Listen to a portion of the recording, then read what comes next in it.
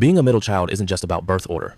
We're not talking about funny stereotypes here. We're talking about what happens when you were the middle child who got treated differently, less attention, less validation, less care than your siblings. And psychologically, that specific experience leaves marks that most people don't understand. If you've ever felt like the forgotten one in your family, hit subscribe and drop a comment about your experience. Let's get into what's really happening. Here's what we need to clarify first. This isn't about all middle children. This is specifically about middle children who experience differential treatment, where the oldest got the attention for being first, the youngest got babied, and you were just there. Expected to be independent, low maintenance, easy, and when you're consistently treated as less important than your siblings during critical developmental years, it shapes your psychology in very specific ways. Here's how. First, you learn to make yourself invisible.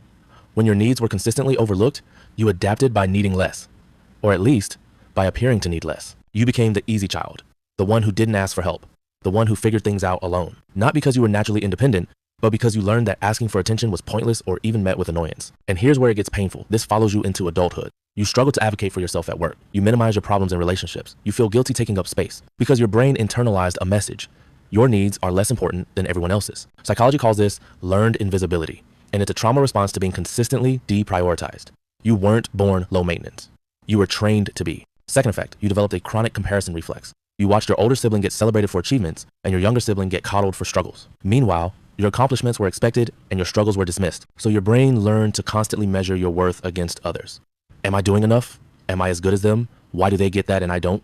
It becomes automatic. This creates what psychologists call comparison-based self-worth. You can't just feel proud of yourself, you need to know where you rank. And it's exhausting because you're never comparing from a level playing field. You're comparing from a deficit that was created in childhood. You might even find yourself drawn to competitive environments or, oppositely, avoiding them entirely because the comparison triggers that old wound. Third, you struggle to trust that people actually care about you. When your own family treated you as less important, it taught you that relationships are unreliable, that even people who are supposed to love you unconditionally might not choose you. So now, you test people. You look for signs, they'll prioritize someone else over you. You're hypersensitive to feeling like the backup option, the afterthought, the one who gets included out of obligation. This isn't paranoia, it's pattern recognition from childhood. Your brain is protecting you from re-experiencing that familiar pain of being the least important person in the room. And in romantic relationships, this can show up as anxious attachment, where you need constant reassurance that you actually matter to your partner. Fourth effect, you either overcompensate dramatically or you underperform entirely. There's rarely a middle ground, which is ironic. Some middle children become overachievers, constantly trying to prove they deserve attention. They chase success, hoping it'll finally make them visible, make them matter. Others go the opposite direction, they underperform or self-sabotage. If you were never going to be the favorite anyway, why try? This is called learned helplessness, and it's a psychological response to feeling like your efforts don't change outcomes. Both responses stem from the same wound. You didn't get to just be a kid who was valued for existing.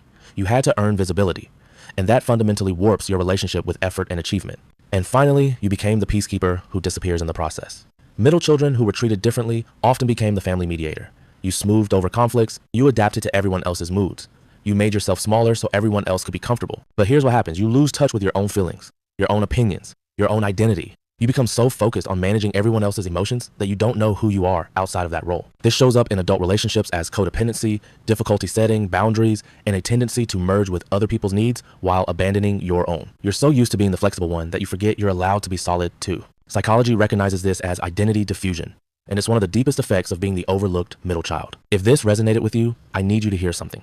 The way you were treated wasn't about your worth. It was about your parents' limitations and the dynamics they created. You deserved better.